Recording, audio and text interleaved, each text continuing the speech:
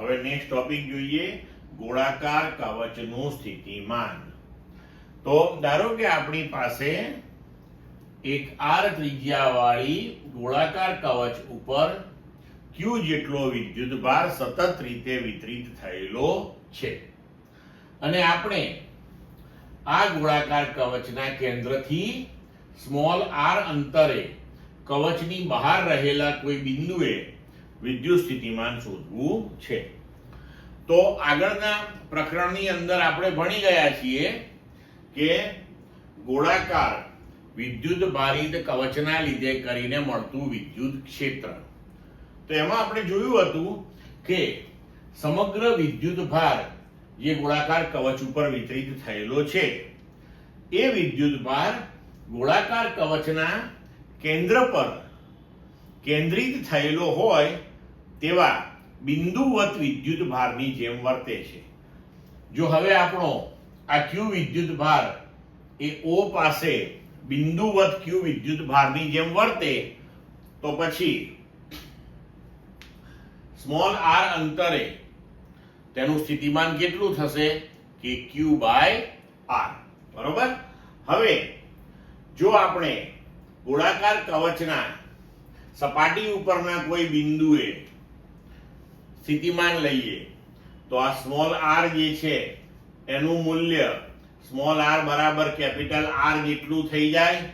તો એ કિસ્સાની અંદર આપણે સ્મોલ r બરાબર કેપિટલ R મૂકી દઈએ તો સ્થિતિમાન આપણને સપાટી પર v બરાબર 1/4πε0 q/r જેટલું મળશે. બરોબર. હવે ધારો કે આપણે કોઈ અંદરનું બિંદુ વિચારીએ, ગોળાકાર કવચની અંદરનું બિંદુ. તો વ્યાખ્યા અનુસાર આપણે શું કહી શકીએ કે જો આ બિંદુ પાસેનું સ્થિતિમાન kq/R, એનો મતલબ એ થયો કે વ્યાખ્યા અનુસાર આ kq/R એ બીજું કાંઈ નહીં પણ એકમ ધન વિદ્યુત ભારને અનંત અંતરેથી વિદ્યુત ક્ષેત્રની વિરુદ્ધમાં આ બિંદુએ એટલે કે કવચની સપાટી પર લઈ આવવા માટે કરવું પડતું કાર્ય છે. તો હવે જો આપણે આ બિંદુએ સ્થિતિમાન જોઈતું હોય તો અનંત અંતરેથી એકમ ધન વિદ્યુત ભારને અહીં સુધી લાવવો પડે.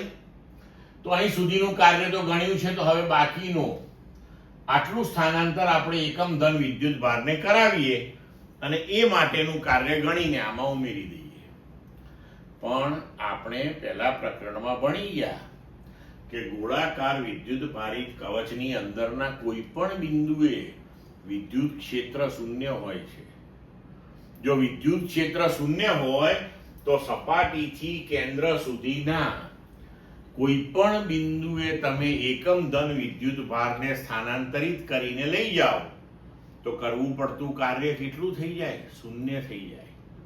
એનો મતલબ એ થયો કે સપાટી પર જે સ્થિતિમાન આપણને પ્રાપ્ત થયું છે તે છેક કેન્દ્ર સુધીના કોઈ પણ બિંદુ એટલે કે ગોળાકાર કવચની અંદરના કોઈ પણ બિંદુએ તે અચળ રહેશે અને તેનું મૂલ્ય 1/4πε0 q/r જેટલું જ મળશે.